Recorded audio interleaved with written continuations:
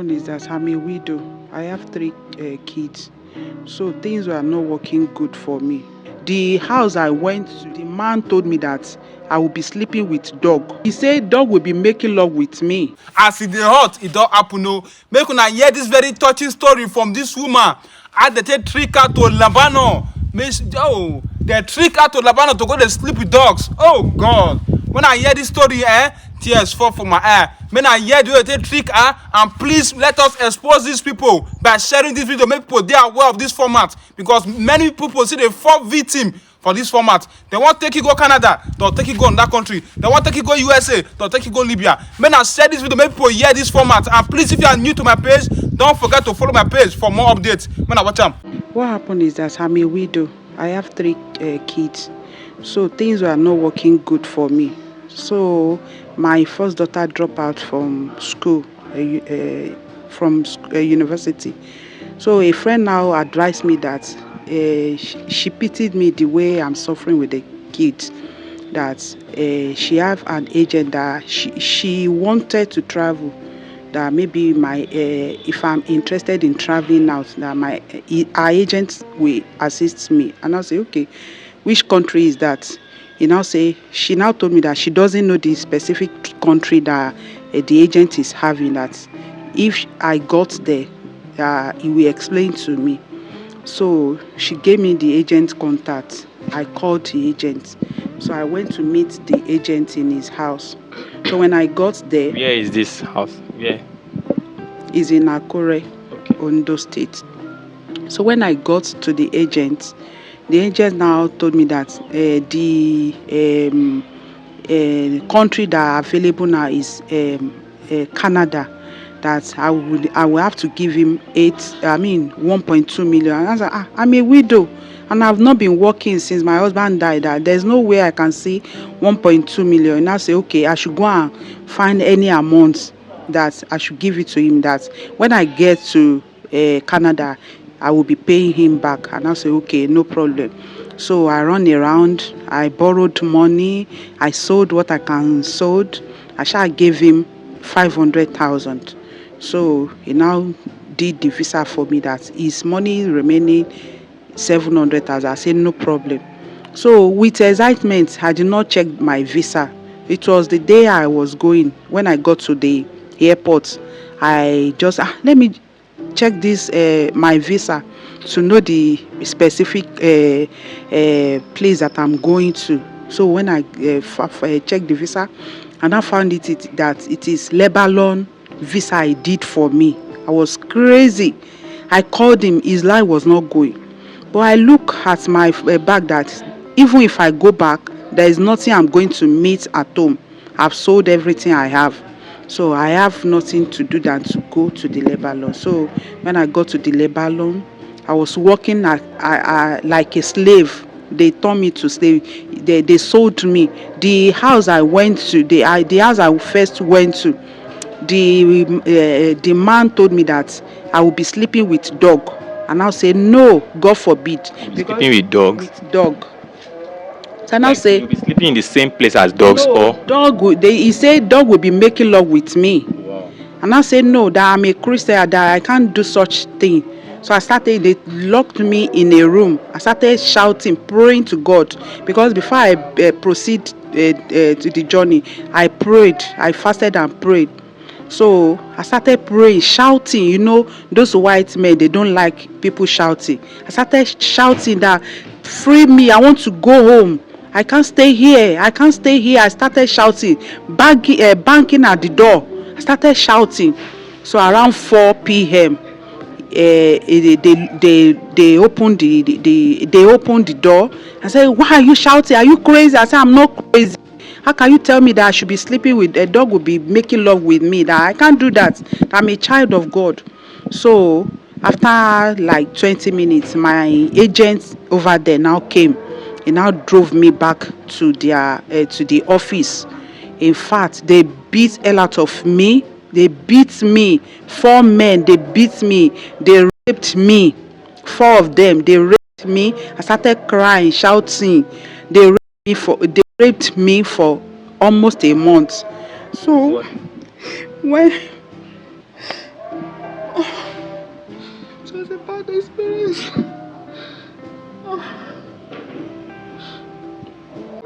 So along the line, a woman came to buy me.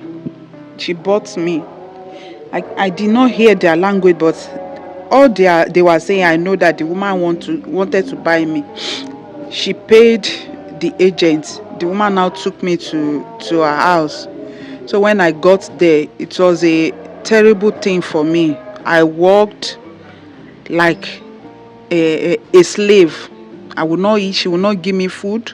She collected my phone. She collected my passport. She collected everything I had.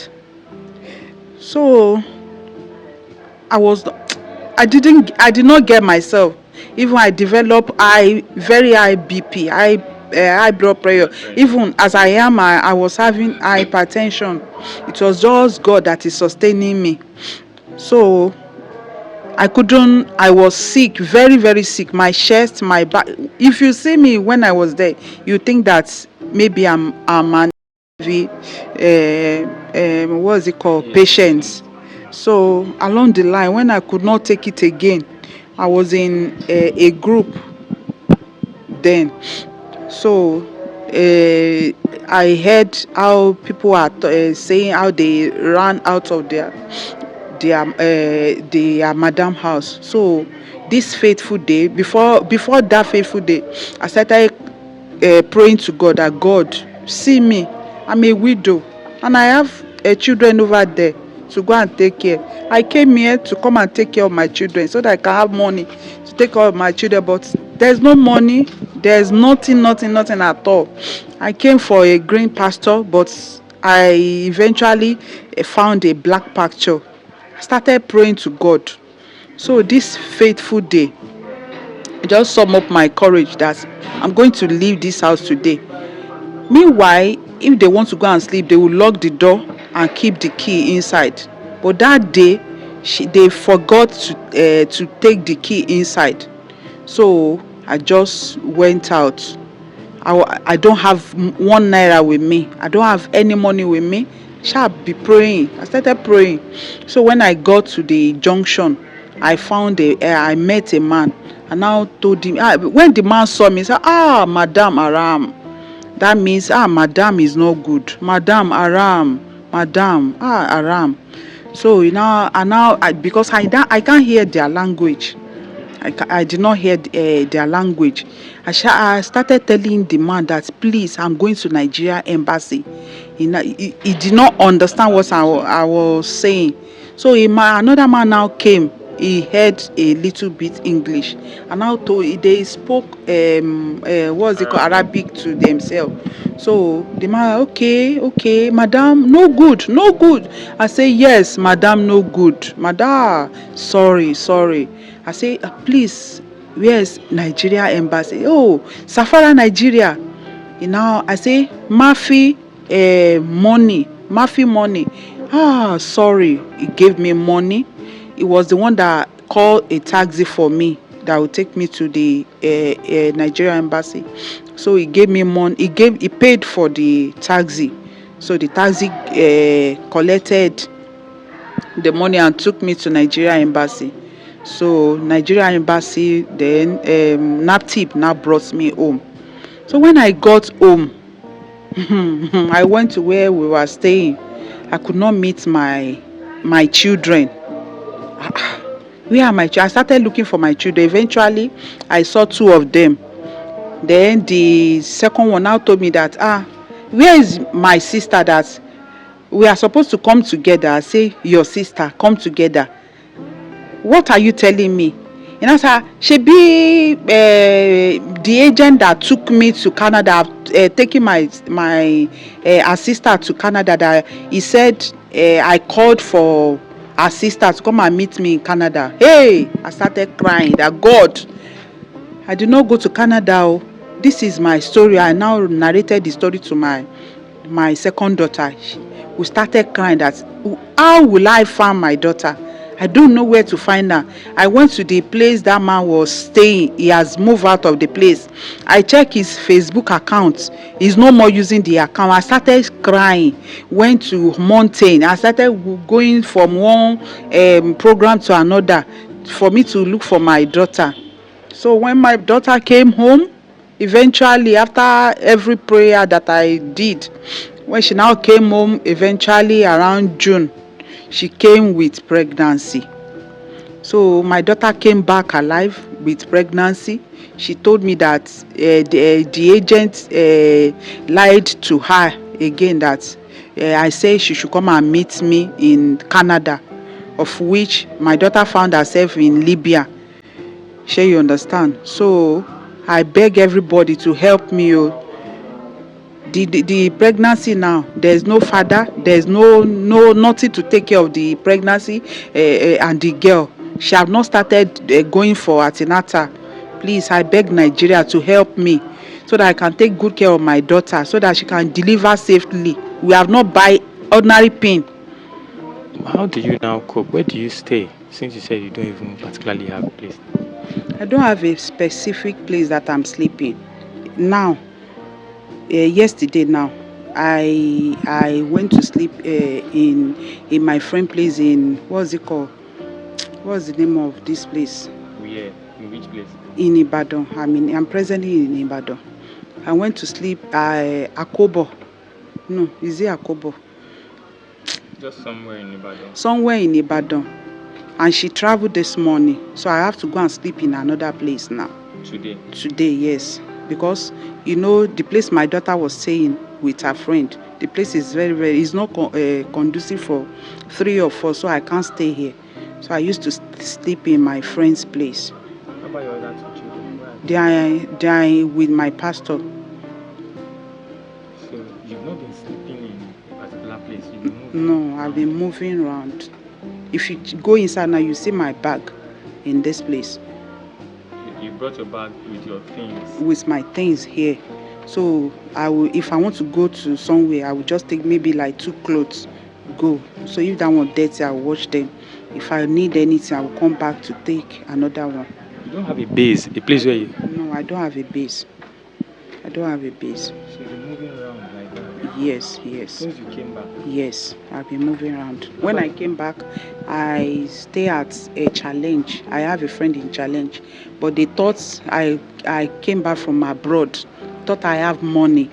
So when they say that there's nothing on me, they started giving me attitude.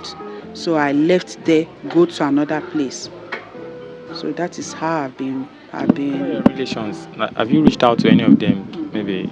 I don't have anybody. I don't have mother. I don't have father. I don't have siblings. They all died. It's only me that left. I don't have anybody. But I have a family. I can't go to my family. You understand? I can't go. I can't go to my family. Everybody died at the same time? Not the same time. One after the other. They died one after the other. But the last one we lost, the last one, before I came to Nigeria this year, he died. What were you doing before you went to Lebanon? Yes. What happened is that I have a medicine store. So I sold medicine store, medicine and supermarket. So I sold everything. I sold all the drugs. I sold everything I have. I told you initially that I sold everything I have. From the store you were running then? I sold it. Even my freezer, everything in the shop, I sold it. Your children knew you were supposed to go to Canada, the 3 of them? Yes. They knew I was supposed to go to Canada. So since you've returned, when did you return? When did you go and when did you return? How long did you spend there? I spent just 7 months. I went, when was that? I went last year, February. I came December last year. February last year and came back? December, yes. Since you returned now, what have you been doing precisely? I've not been doing anything. I'm trying. I do try my best to put food for the table for my children. I've not been. to like I will help. anyhow things? I used to help people to wash clothes. I used to. Then some people in my street that knew that I'm a nurse, I'm a medicine steller. They will tell me that they have malaria or this and that. I will go to this what's it called, to the chemist, to pharmacy. I'll collect money from them. Go So to like a the middle person between you yes, and the yes. So I'll buy drug for them. The little one that come out from it, I'll use it to put food on the table for my children. So that's what I've been managing. this agent. Where did you meet him from? How did you get to know him? Is it through that your friend? Yes, I got him. I got him through that my friend. But presently, that my friend is now she's in what was it called, Saudi Arabia now. You've not told that your friend everything that happened to you. I told her. I told her. I told her. But the number I used to speak with her, she's no more using the number again. The Nigerian number. I learned she was using what was it called, Saudi Arabia line now. Anything else you want to say about? Nothing. I don't have any other thing. All I can say is that for people to help me so that I can take care of my children. So How old are they, the three of them? my first daughter is 24, the second one is 19, and the third one is 7 years old. 7.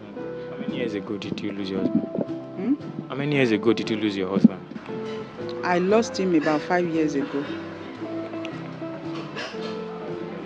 Yes, very, very, very young.